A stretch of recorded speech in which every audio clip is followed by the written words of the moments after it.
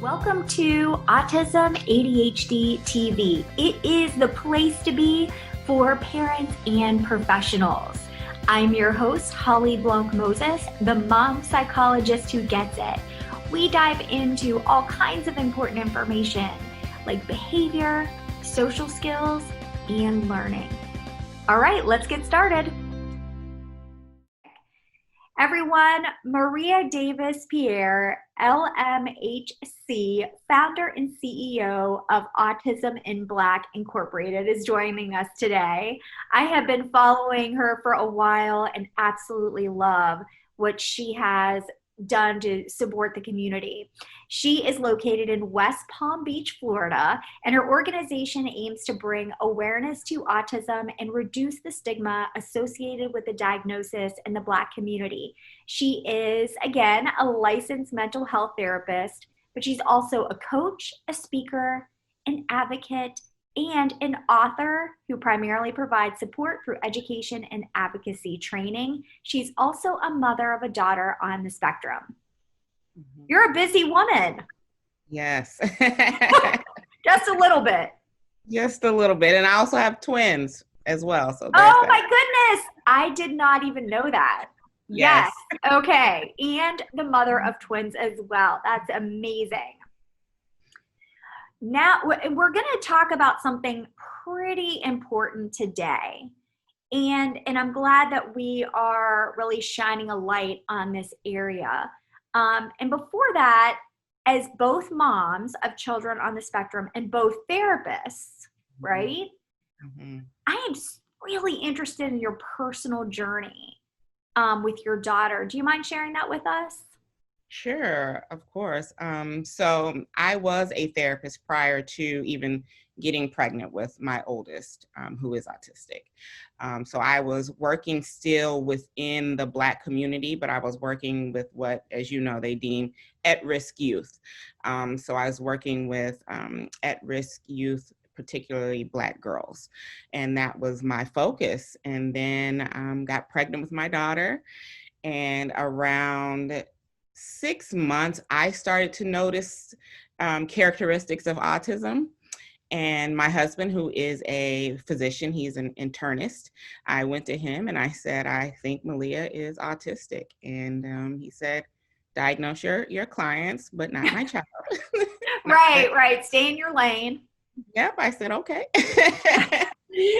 But at 10 months, she actually started to regress in her speech. So things that she was saying, she just stopped saying them.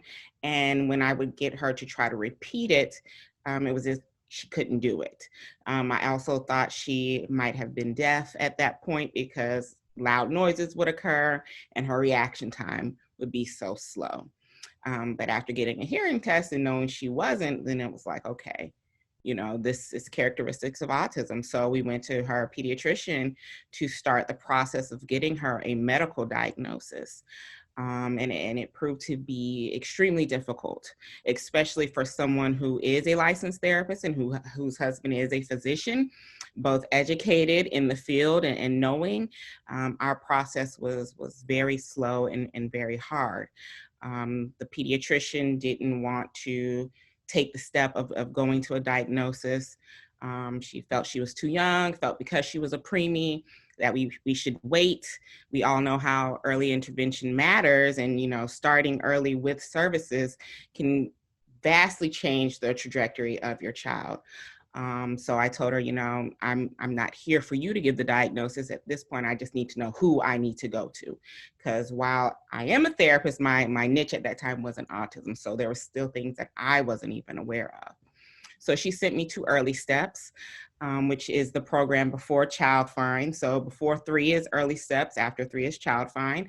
And we went there. And for those of you who know, you know, you have your speech pathologist there, your developmental pediatrician, your child psychologist, all there, OT, PT, and they're all looking at 4 developmental milestones on your child. And they were like, you know, we do believe she is autistic, but because she's not 3, we can't give her the diagnosis. So you need to go and see a pediatric neurologist.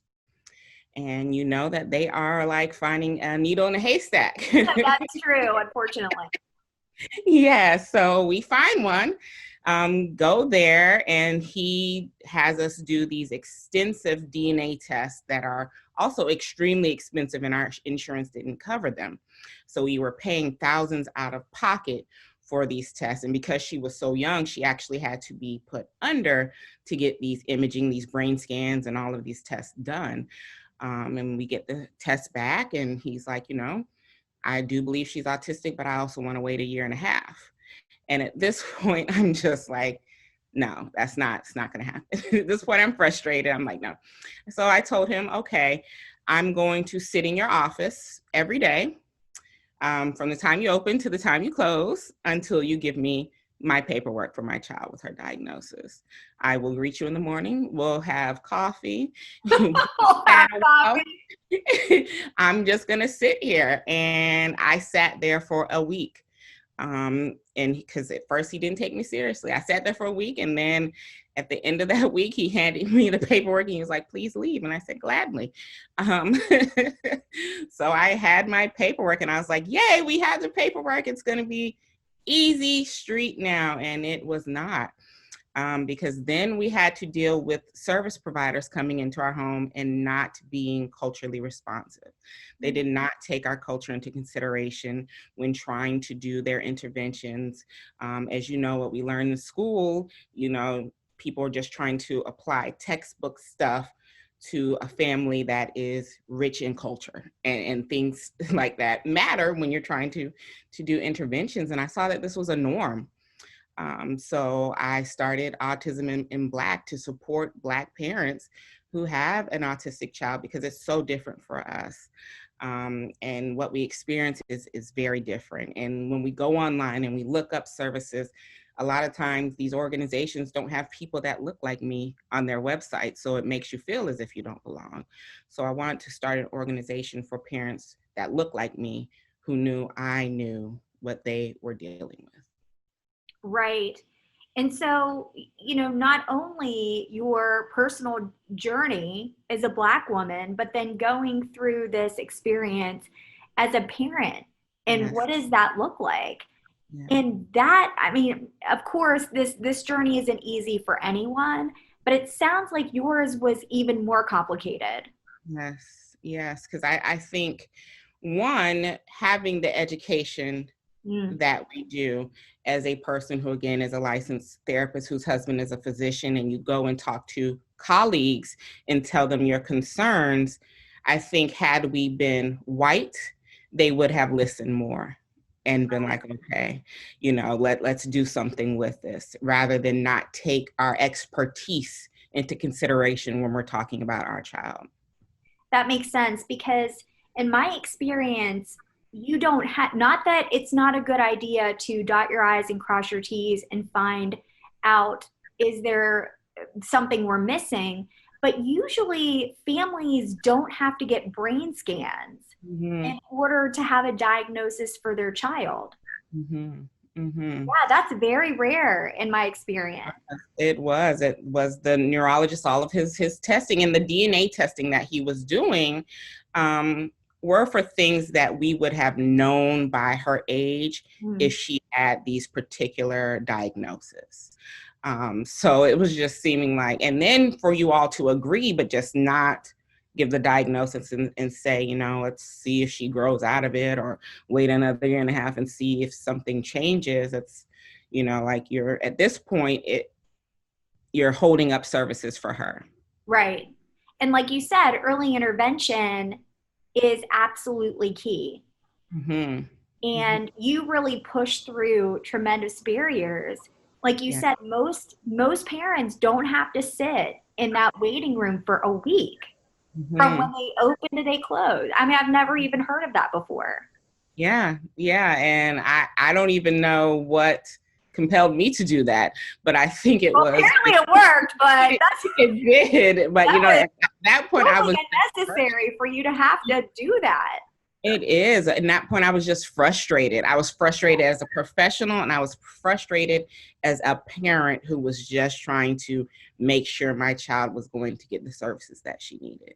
And it was like, we're coming up against roadblocks, and you just want me to wait 1.5 years and do nothing, when we both know that in that 1.5 years, a lot could go on and you're making her miss out on services that can help her.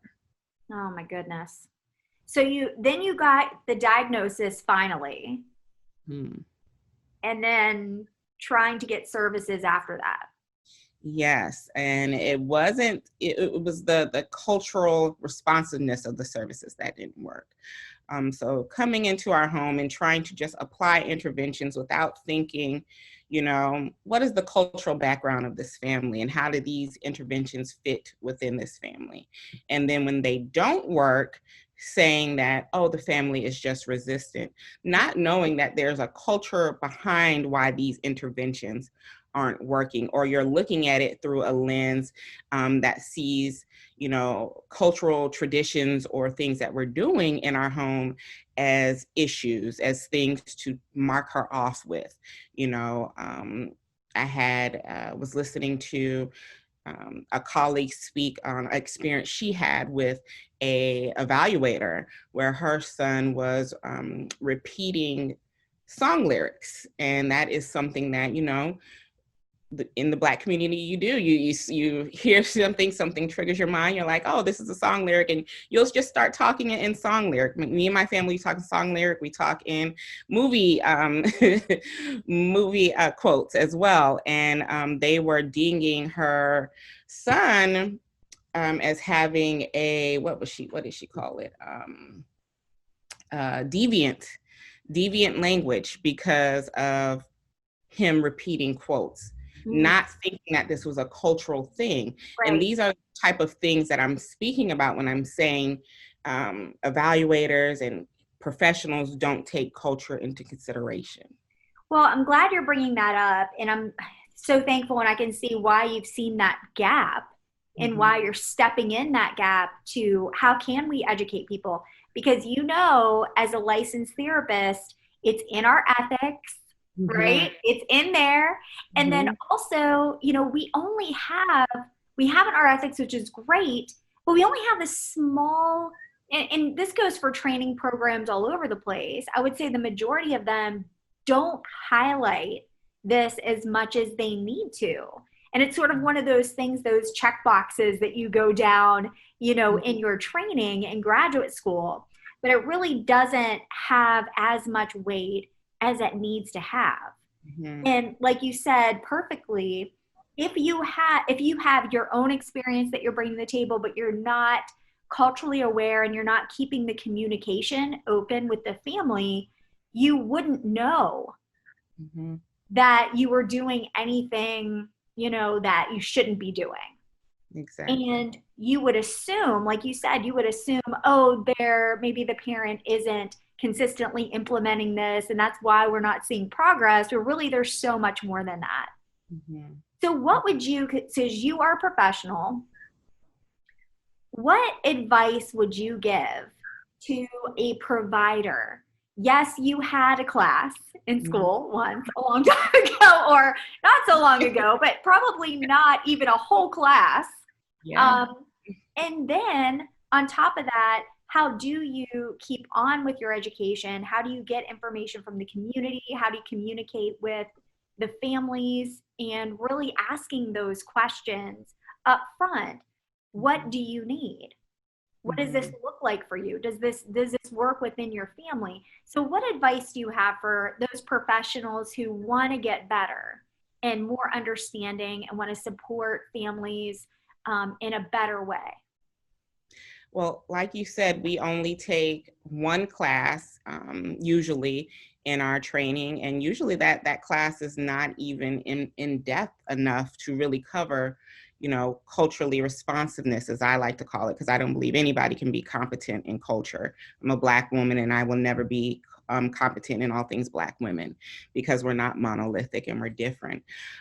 So, knowing that your training is ongoing, as long as you are a professional and working with families, your training is ongoing. So just like you make sure you get your CEUs to keep your license, part of that training needs to be in cultural responsiveness in the families that you're working with, and having a good training. Any good culturally responsive training, you will be uncomfortable because you're going to be digging deep into things that go against what you've known all your life. And if you find out that you are doing harm by doing some things, that is going to make you uncomfortable. But it's what you do with that uncomfort that matters, right? Are you going to take that discomfort and say, I'm not going to listen to this and go back to my safety zone? Or are you going to stretch yourself out of that comfort zone and dismantle these systems that are in place that are oppressing Black people, especially? So we know that the mental health system, there are so many oppressive, systematic racism going on within it. And that's just the truth of it. So to know that a lot of what we have learned does not really benefit Black people, people of color, you have to change what you're doing. You have to go into the families' homes and not be afraid to approach the subject. And I'm really talking to my white colleagues out here, because sometimes you may be uncomfortable talking about culture or talking about things that are going on, but those things are going to help you better serve the family, because that family doesn't have the ability, they don't have the privilege to say we can't think about these things, because it's a part of their daily life. So you need to go in there seeking authentic knowledge, coming from a place of wanting to know, how can I best serve you? What are things that I should know about you culturally, or culturally within your home, because every home is different, and apply that to your treatment. I love that. And so really, like you said, it may not be comfortable. Sometimes, depending on other people's experience is, well, we don't want to offend, a person coming in, again, of any kind of different race, different background. We don't want to offend this person and ask them, but it's not about that. It's about figuring out what they need and how do they need it, because really, how do you best support someone if you don't understand? And I love that you said that, is ask. That's the only way. And like you also said, one person doesn't represent everyone. So every family is different. And maybe what is, a strong value for that one family may not be strong value for another. And how you would approach someone in that family may not be the same as another. So what it would look like is, again, getting uncomfortable if that is uncomfortable. And saying that all I have is my individual experience. I can't put my experience on you. So how do I learn about you to be able to get, how do I take my expertise and make it work for you? And again, support your child and your family. And, a lot of, like you said, a lot of white colleagues that you're speaking to, what I found is there isn't a lot of diversity in this area of supports. And so I think it really speaks to how important this is. Like, you have got to understand and you've got to ask those questions. And then, a Black family you're working with, being open, like anytime you're comfortable with letting me know that if something doesn't look right to you or doesn't feel right, or I could be doing it in a different way, please let me know. So that communication, that door is always open. Most definitely. And knowing that we did get in this profession to help, and we know that you want to be the most helpful and that you're going in with the best of intentions, we hope, but also understanding that sometimes we don't know, right? We learn our textbook, but sometimes when we're in real world experience, those textbooks don't teach you how to deal with things. So it's about coming from that place of, let me ask. Yes, we are professionals and we know our textbook and we know our clinical settings, but they are also the expert in their homes. And understanding that for the Black community, there is a long history of things that are going to come up in your clinical settings, because there's a mistrust within the health system just because of how we've been treated. And especially if you're white and you're a social worker, and even if you're not a social worker, because, they'll call a mental health therapist a social worker, that means something to them, because for social workers, it means you're going to be taking away my kid if I say the wrong thing. So I don't know how I can trust you, or if I can tell you everything, because I don't know what you're going to do with that information.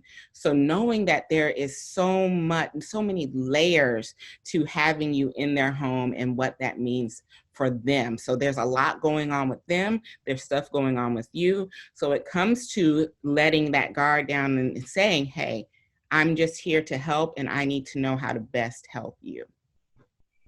You know, I'm not sure where to start first, because that you touched on like 4 really important things in one breath. So I'm gonna, I was like trying to keep account of all the things that I wanted to ask you. That was so good.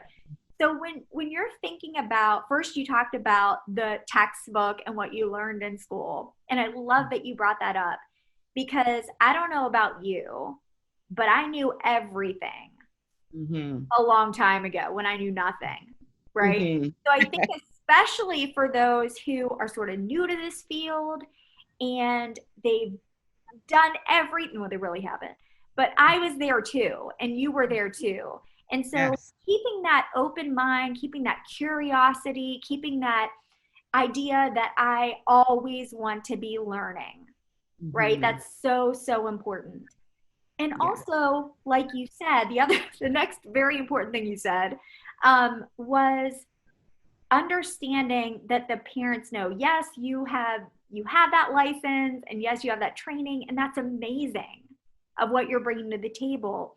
But parents know their child better than anyone with 100 degrees. It doesn't matter how many degrees you have. They know their child best. They know all about them. They've been with them for their whole life. Yep. They are the best person, the best resource to have and ask questions, because they know what works. They know the best way to approach their child. They know to maybe ask them in a different way that makes more sense for them. So really saying this parent is the ultimate resource in their child and how to support them. No matter what their color is, you need to bring that up, be asking the questions. And you also, again, all the important things you said in one breath, is I'm trying to keep track.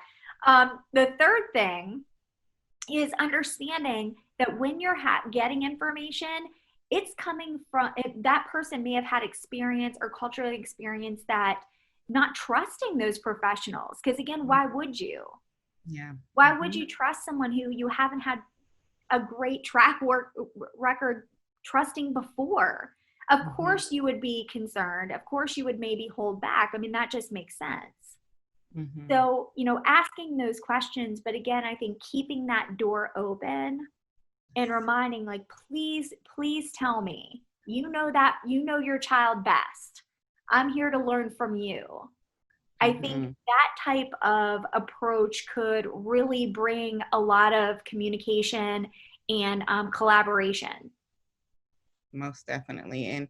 And knowing that, I'll give you an example of how we as professionals sometimes don't listen to the parents we're working with. I had a parent who came to me and she was saying, you know, she had an experience with a therapist that wasn't great because the therapist was saying, oh, we're going to use beads in our session today. And the parent said, my child likes to take things and eat them, and I don't think this is a good thing, you know, let's try something else. And the therapist's like, no, we have to do it this way because this is how the child's going to learn. And the therapist put 4 beads on the table, and then the next thing you know, there was only 2 beads on the table. Oh, and no. And the parent said, wasn't there 4 beads? And the therapist was looking like, yeah, what happened? And it's while they're having this conversation, the child is picking up another bead to try to put in their mouth. And now the parent has to be on poop watch to make sure that these beads are coming out, when had you just listened to the experience of the parent, knowing that my child likes to grab things and eat them, and this is probably not a safe thing for us to do, we wouldn't have been in that situation. So no, something as simple as that, you know, we come in with our expertise and we're like, no, this is how we're supposed to do it. No. Sometimes parents know their children and know that they're not sometimes, all the time, parents know their children, know what's going to occur. So take that and listen to it. Yes. Okay. This is so good.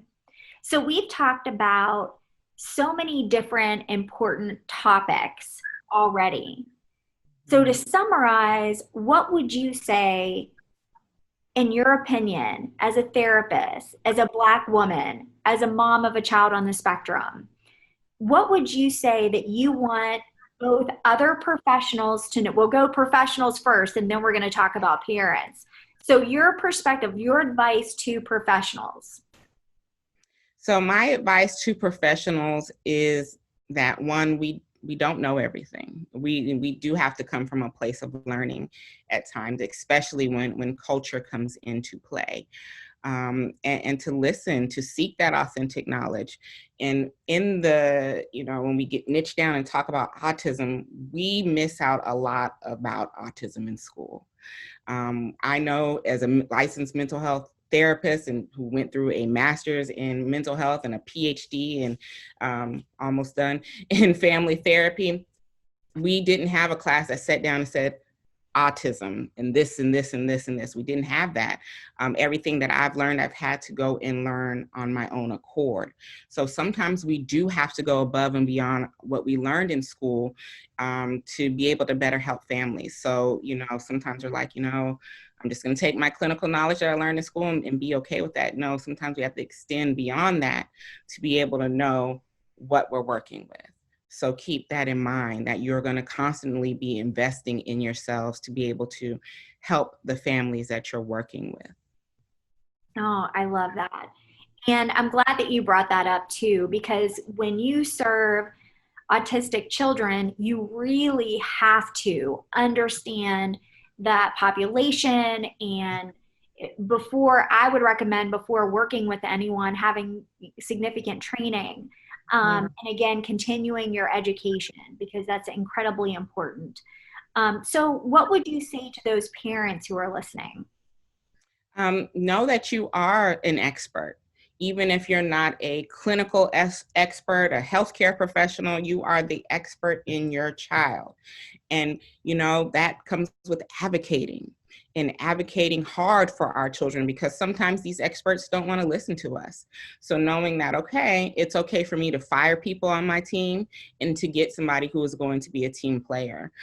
Sometimes, especially in the Black community, we feel uncomfortable with telling those in leadership positions, which would be healthcare professionals, that, you're wrong. But sometimes they are wrong. And it's okay to say that, because we're talking about your child here. And sometimes it takes saying, I can't have you on the team anymore, and I need to go find somebody who's going to be a team player and be on the same page for the betterment of my child. And that is okay. Oh, I love that so much. Okay. So I know that a lot of professionals and parents are going to want to reach out to you. So how do they do that? Well, we do have a Autism in Black conference coming up. So if you're a professional, a parent, a teacher, this is the conference for everybody who wants to learn more about working with Black families. So you can go to autisminblack.org/conference and grab you a ticket. The dates are April 1st through 4th of 2021. So we're excited about that. And it's virtual, and you get all of the recordings. So don't feel you need to be live for everyone. You will get the recordings. And then you can always reach me on my website, autisminblack.org. I'm active on Instagram, and my handle is Autism in Black. And I'm also on Facebook at Autism in BLK. And my email is info@autisminblack.org. Okay, well, you get ready, Maria, because there's going to be a lot of people calling you. I love that. I'm so excited for your conference. Thank you. I'm excited too. This has been we have some amazing speakers as well. So I'm very excited about the amazing speakers, the experts that we have. So it's going to be a good, fun-filled 4 days. Oh, I love that. Okay, now when that conference gets closer, we'll have to make sure that people know in my groups. Okay. I'll help you get the information out there. That's fantastic. Okay, thank you again, Maria, for joining us today. This has been incredibly helpful. Good. Thank you for having me. I'm excited. Sometimes I get into talking and very passionate about this. No, I love it. I love it. And I think that, that's the best, is when you are just so passionate about what you do, and that comes across. So good. Well, I hope you join me again sometime. Yes, anytime. Just let me know. Thanks so much. You take care. Bye-bye. Thank you for joining me today. Don't forget to click that subscribe button so you don't miss any future episodes. If you like this episode, please share it with someone. It may just be what they need to watch today. If you're a parent, I'd love if you came on over and joined our Facebook group, Autism ADHD Group for Parents. If you're a therapist or educator, come on over to our group, Autism ADHD Group for Therapists and Educators. You're going to find those links right down there in the notes. Thanks so much, and I can't wait to see you in the next episode. All content provided is protected under applicable copyright, patent, trademark, and other proprietary rights. All content is provided for informational and educational purposes only. No content is intended to be a substitute for professional medical or psychological diagnosis, advice, or treatment. Information provided does not create an agreement for service between Holly Blanc Moses, Crossvine Clinical Group, the interviewee, Holly Blanc Moses LLC, and the recipient. Consult your physician regarding the applicability of any opinions or recommendations with respect to your symptoms or medical condition, or the symptoms or medical condition of your family member. Children or adults who show signs of dangerous behavior toward themselves and/or others should be placed immediately under the care of a qualified professional.